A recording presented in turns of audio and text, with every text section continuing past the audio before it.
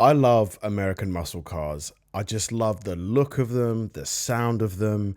And when it comes to the sound, like Dodge make probably some of the best and iconic muscle cars.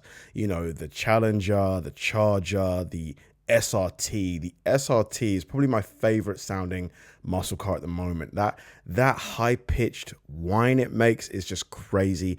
And I wanted to learn a bit more about them, and I found this video, and apparently the story of the founders is, pretty tragic. So yeah, let's get into it. It's 1887, and two brothers arrive in Detroit with nothing more than their ambitions and each other. A few years later, and they're operating one of the biggest machine shops in the city, working for the man who would forever shape the future of the automotive industry, Henry Ford. But what many people don't know is that the brothers were really the ones who helped make the Ford company into a massive success, Really? building almost every component of their vehicles with the highest quality possible.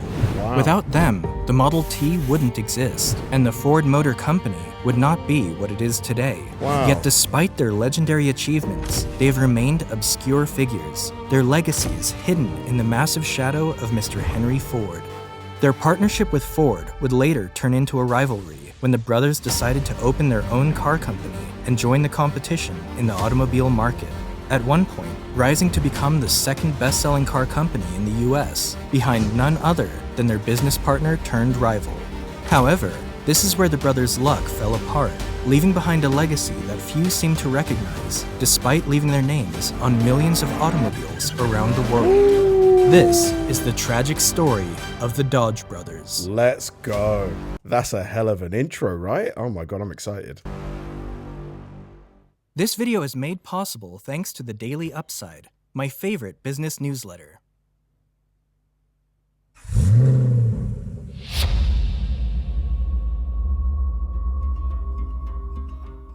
In the 1860s, John and Horace Dodge were born and raised in the small town of Niles, located in the deepest southwest corner of Michigan. There, their father ran a machine shop alongside his two brothers, where they built and maintained boat engines.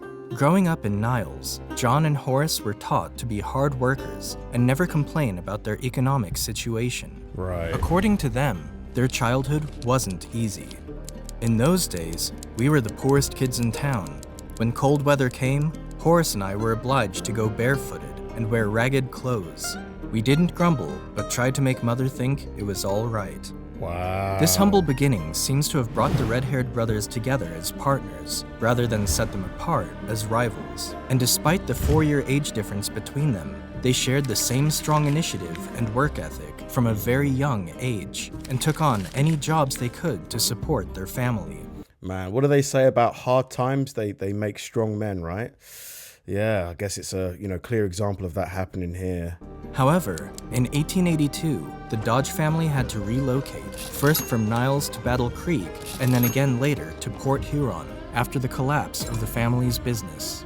As teenagers, John and Horace began working alongside their father at the Upton Manufacturing Company, which specialized in steam engines and threshing machines. Okay. It was here where the two brothers mastered the trade of a skilled machinist and gained invaluable experience working with iron and steel.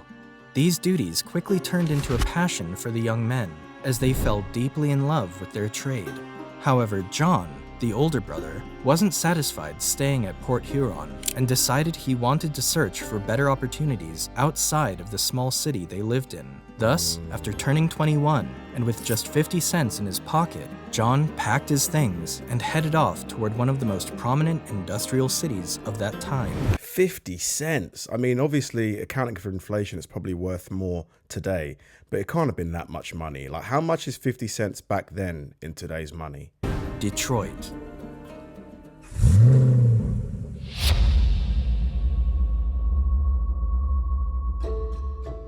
After arriving in Detroit in 1886, John Dodge began working at Murphy Iron Works, a manufacturing company that specialized in steam boilers for stationary and marine engines, earning $16.50 a week. A year later, Horace Dodge also arrived in Detroit, and as expected, John quickly got his younger brother to work with him, earning $13.50 a week. Although the brothers enjoyed their job, the heavy work in a smoke-filled shop might have been a factor in John developing tuberculosis, Oh, one man. of the 2 leading causes of death at the time. Oh. John's diagnosis scared the family and left him unable to work for a few months, during which time he reportedly drank large quantities of medicine in order to recover. In particular, a drink called Elixir 130, which contained 42% alcohol. What? According to the Dodge family, That was medicine? 42%? That's like just drinking vodka. this increased his dependency for alcohol and led to his habit of heavy drinking ever since, a reputation the brothers would carry throughout their careers. Horace, on the other hand, had to take on a second job in order to take care of both himself and his older brother. His new job would bring him in contact with a man named Henry Leland, who would later go on to establish both Cadillac and Lincoln. Wow. Mr. Leland brought his high standards of precision machine work to the city of Detroit, and there's no doubt Horace gained valuable experience in his time there working with him. Once John recovered from tuberculosis, the brothers agreed to find a new job that was safer and cleaner so that their work would never jeopardize their health again. This led them to work at the Dominion Typograph Company in 1892, which was located across the river in Windsor, Canada. There, John and Horace manufactured typesetting machines and learned how to use special tools that allowed for greater precision in their process of making machine parts.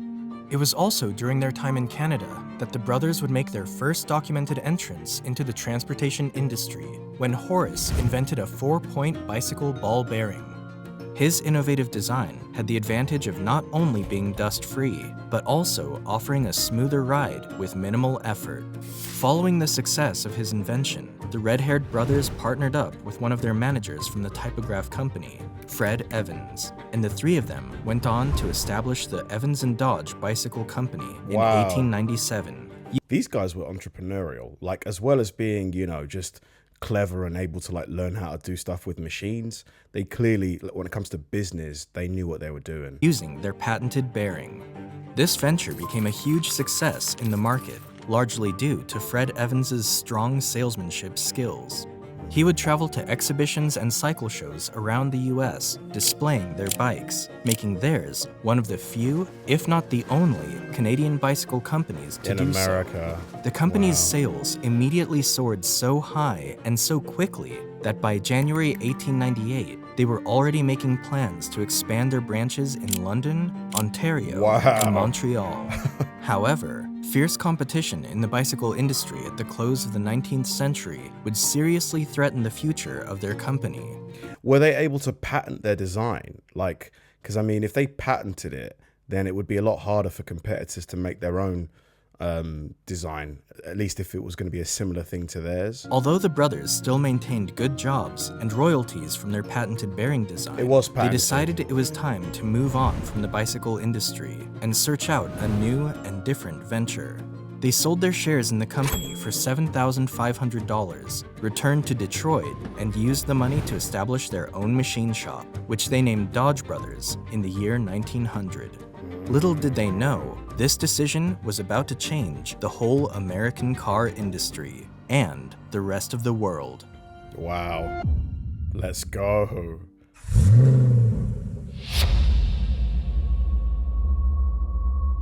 I think the Dodge logo has to be one of the coolest car logos there is. Just that, those horns just look so menacing, doesn't it?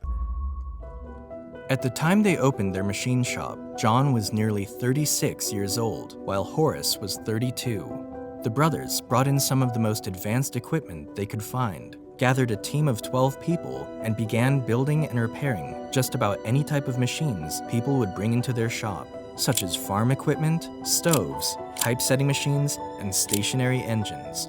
In less than 3 months, they quickly established their business as the best place where close and accurate machine work could be done, and customers came flocking to their shop from every corner of the state.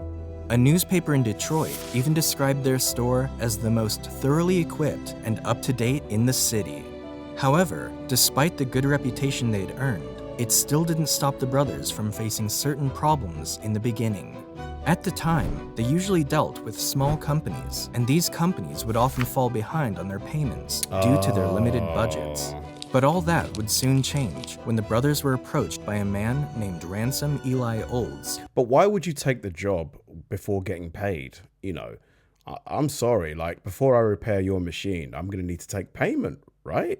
That's reasonable, isn't it? To help him produce parts for his automobile company, Olds Motor Works. Mr. Olds was one of the first men to establish an automobile factory in Detroit and had big plans to distribute his cars to the masses.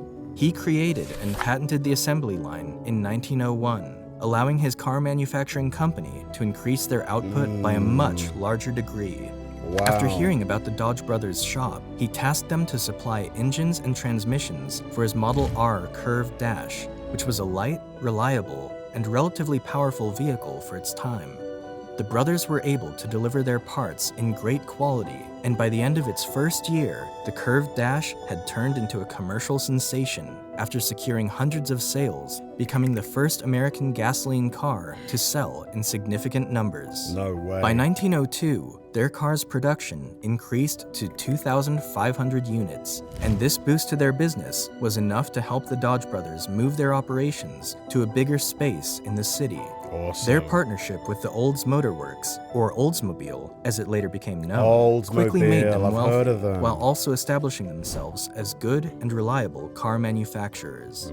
It's worth mentioning that the brothers' success wasn't just down to their talents as skilled machinists, but also a combination of their hard work and great management. The experiences they gathered from working at several precise manufacturing plants, as well as running a prominent bicycle company in Canada, really gave them the resources and knowledge they needed to run a business effectively. They've come such a long way at this point, considering where they came from, not even having shoes to wear in the winter. The Dodge name soon became synonymous with quality and reliability, and this would bring them to a man who would change their fortunes forever. Ford. And together, they would reshape the entire automotive world. It's got to be Ford, that right? That man was Henry Ford. Yeah.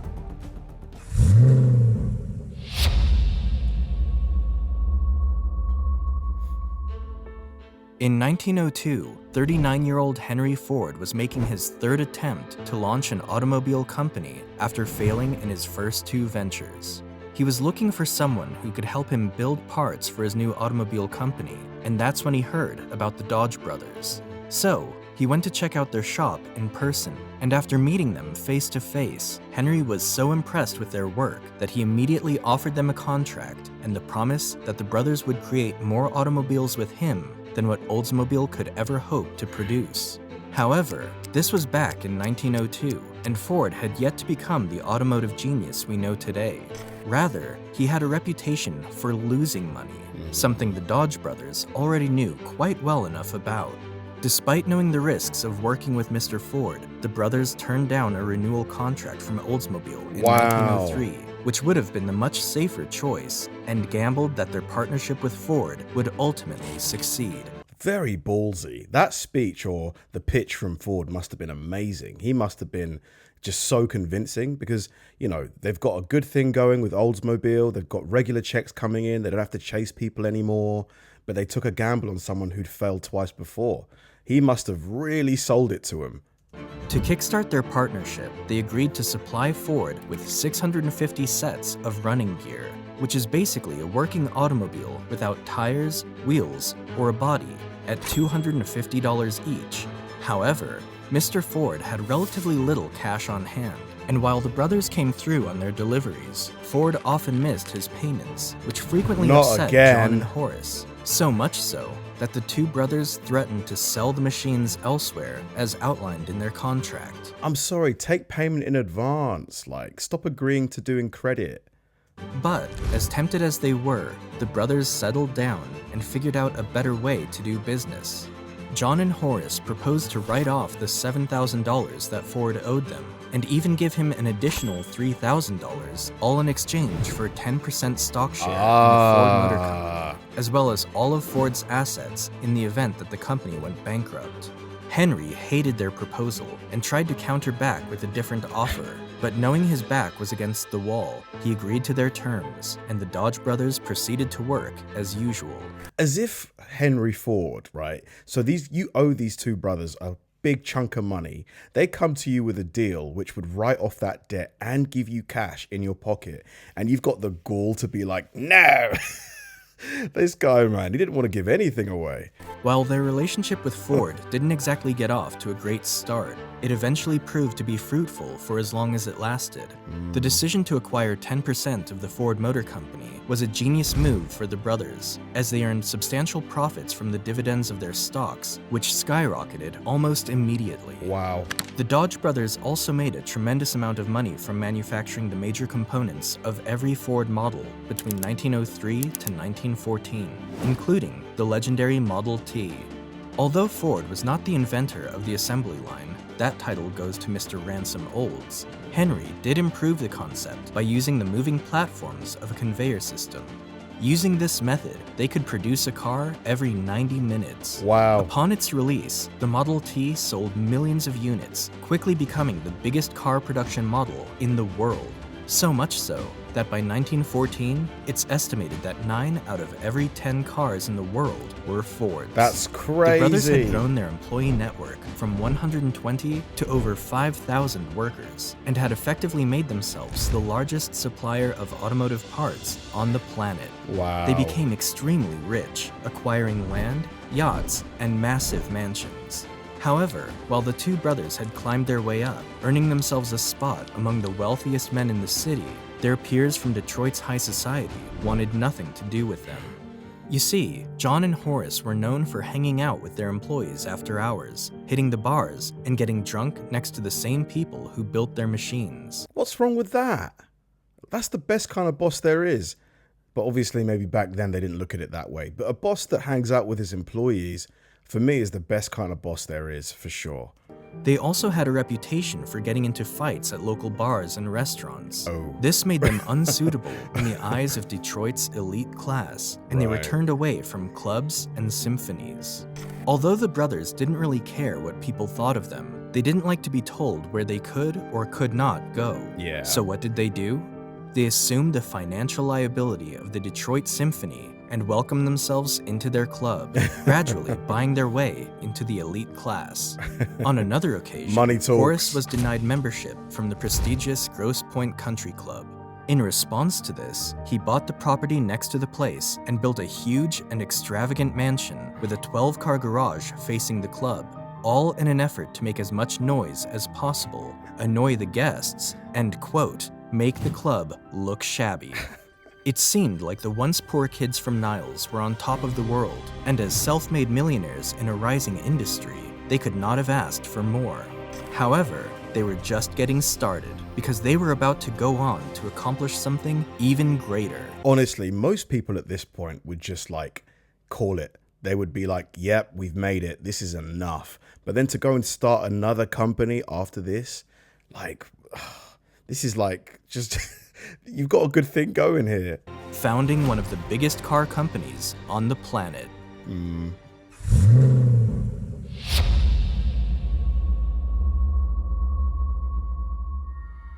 While the partnership between Henry Ford and the Dodge brothers made them all very successful, it was always clear that both parties would eventually part ways. Ford had been looking to rid himself of the brothers, while John and Horace had also grown weary of working for a man whose arrogance and stubbornness often irritated them. For years, the brothers had given Ford detailed suggestions on how to improve his cars, including the legendary Model T, but Ford refused to ever pay any attention to their advice. Instead, he told them to leave his design alone and stay focused on building parts for his company, which Wow. really annoyed the brothers.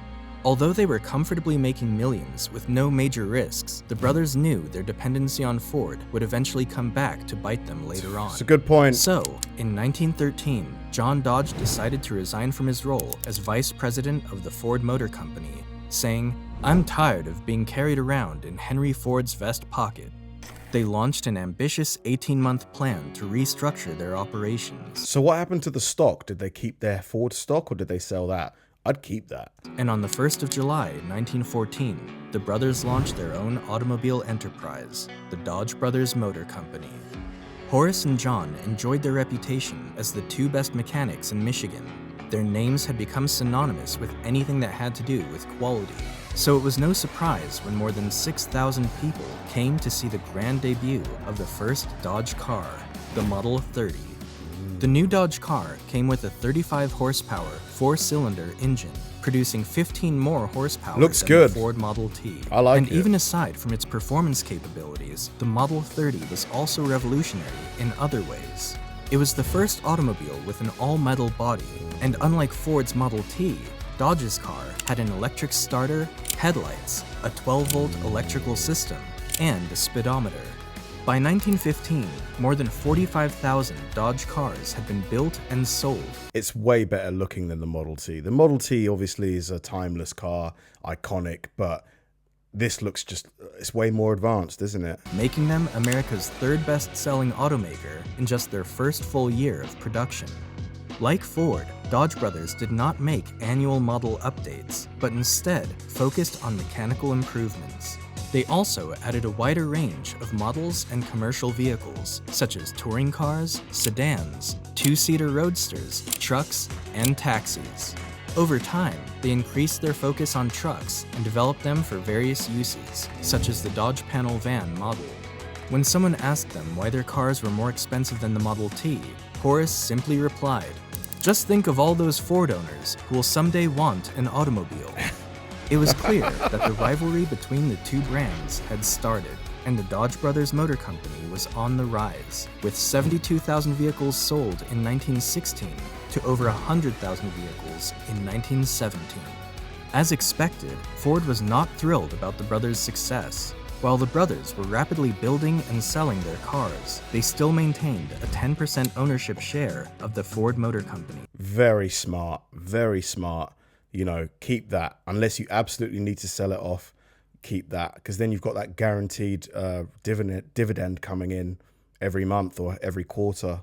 And used the dividends from those stocks to help fund their business. Yep. In other words, Henry Ford was directly paying for the operations of a competing company, and he hated it. Yep. He decided to stop paying dividends to his shareholders and instead use that money to build a huge production factory, the River Rouge plant, while also doubling his workers' wages to $5 a day, So they wouldn't and leave. drastically cut down prices for the Model T, all in an attempt to grow his company while hurting the profits of his investors, particularly the Dodge brothers. But I mean, if you're another shareholder of Ford and he just stops paying you dividends, I mean, don't they have to vote on things like that, shareholders, before they get passed? As a result, the Dodge brothers filed a lawsuit against Ford, and after 3 years of battling in court, they finally won the case. Yeah. Henry Ford had to pay them over $2 million in back back pay. dividends, as well as resuming their quarterly payments. Yep. Frustrated with this arrangement, Ford decided in 1919 to buy out their entire shares of his company for a whopping sum of $25 million, giving John and Horace a huge fortune once again. Between this stock buyout and the dividends they'd received over the years, they ended up with a mind-boggling $32 million return on their initial investment of just $10,000. Crazy return. Crazy. And this in today's money is probably like billions. At the same time, John and Horace were still enjoying successes from their automobile company. Customers were so satisfied with their cars that Dodge Brothers didn't have to put much thought into their marketing and used simple slogans such as "It speaks for itself" or "dependability," a word that was literally invented by them. Their vehicles had earned such a good reputation that in 1916, a U.S. Army lieutenant used 3 Dodge vehicles to chase down a group of bandit leaders during a U.S. expedition to Mexico against Pancho Villa, effectively making Dodge the first military vehicles ever used by the U.S. Army. No This way. would later play a role in their new line of business, as they earned a contract to supply military vehicles to the U.S. Army during the First World War. I mean, everything's going so well. How does it fall apart? As well as chassis for trucks and ambulances. Even France contacted the brothers to help build recoil mechanisms for their 155mm artillery pieces. These military sales made up for the loss of foreign sales during the First World War, and most importantly, helped Dodge's automobiles earn a reputation for toughness, a reputation that the brand still promotes today. By 1920, the brothers had turned their business into the second best-selling car company in the US, only behind Ford, delivering over 145,000 vehicles that year. However, just when it seemed that greater things were just around the corner, tragedy struck. One of them's going to pass away, isn't it? I'm guessing that's what's going to happen. On the 2nd of January, 1920, John and Horace left Detroit to attend the National Automobile Show in New York. By the time they'd returned from their trip the following week, they had contracted influenza, which quickly developed into pneumonia. Horace was the first to fall sick, and John rushed to his bedside where he camped, watching over his younger brother. However, John also came down sick and had to be bedridden immediately after. While Horace's health began to improve, John's condition worsened, leaving everyone around him in shambles when he died just 10 days later. Oh my God. Horace eventually managed a full recovery, but was completely broken over the loss of his older brother. At one point, he was quoted saying, "The passing of my dear brother is, to me, a loss so great that I hesitate to look forward to the years ahead without his companionship." Horace continued running the business, but it wasn't long before his health once again began to decline. He had deteriorated so much in the months to follow that by August of that same year, he was no longer active in leading the company, retreating instead to his oceanside mansion in Palm Beach, hoping to rest and recuperate. But sadly, he never did recover, and on the 10th of December 1920, Horace died from cirrhosis of the liver, passing away just 11 months after his brother. That's awful. After their deaths, their widows inherited the company and placed Frederick J. Haynes in charge of the business. Frederick was, in many ways, the perfect successor for Dodge, as he worked closely with the brothers since the very beginning and had a sound understanding of their vision for the company. Under his leadership, they introduced a variety of new models that would help increase the company's sales, most notably partnering with the Graham brothers to produce heavy-duty trucks. Unfortunately, Mr. Haynes' time as president was short-lived, as in 1925, the widows sold the company to an investment bank for $146 million in cash, and as a result, Haynes was replaced immediately after the bank took ownership. However, this investment group had no experience whatsoever working in the car industry. It's just so stupid when private equity, like buy up companies and they've got no idea how to run them. They've done that to Cadbury here in the UK. Cadbury got bought out. I think it was was it Kraft that bought Cadbury? Anyway, whoever's bought Cadbury, nobody will buy Cadbury anymore because the chocolate tastes disgusting now. It's like, why do people buy companies and they don't know how to run them? It makes no sense to me. And as a result, the Dodge company struggled immensely during this period. This fact was evident in their sales, as by 1927, they were down nearly 40% from the previous year. Crazy. And their ranking suddenly dropped to 13th place in the US auto market. After this, the company was put up for sale once more, and Walter P. Chrysler would step up to acquire Dodge for $170 million in 1928. Under Chrysler's management, the name Dodge Brothers Company was simply changed to Dodge and focused more on low-priced vehicles like Ford and Chevrolet, which proved successful for the business. Over the next few decades, Dodge developed a more high-powered, that is a cool car. Look at that. high-style line of cars and established its reputation as Chrysler's best-performing brand. Sportier models, such as the Dodge Challenger and Charger, have earned their place among the company's best-selling vehicles. On the other hand, they've also made their mark in the modern-day truck market, releasing multiple models and a variety of powertrain options under the Ram brand. This has been the story of Dodge and its founders, two brothers from Niles, Michigan, who helped establish the foundation of the American car industry and tragically died young at the peak of their careers. Man. Sadly, they remain mostly obscure figures, recognized only for the millions of automobiles that carry their name. Much like Louis Chevrolet, the man who established Chevrolet Motors, yet lost everything and passed away penniless and forgotten. Oh my If you want to know more God. about him, Wow, that was an unbelievable story. Shout out to this channel that made this video, the Big Company. Shout out to Big Company. This was phenomenal. I mean, what a story. You know, they came from nothing. Like literally, you know, kids today, they say they came from the mud. Like these two literally came from the mud, and they dragged themselves to becoming, you know, titans of industry, like massive players in the automobile industry. You know, Henry Ford, for all his achievements, you know, not listening to these brothers when it came to upgrading the Model T has to be one of the biggest mistakes, you know, he made. You know, as he probably made very few mistakes, you know, looking back, but if they clearly knew what they were talking about when it came to upgrading the car, why not just take what they had to say on board? And the investment bank that bought the Dodge company without knowing how to run it, like, why would you replace the CEO? Why would you replace the guy who had worked with the brothers all this time, knew what they wanted, knew how to run the company? Why would you get rid of him? It just makes no sense whatsoever.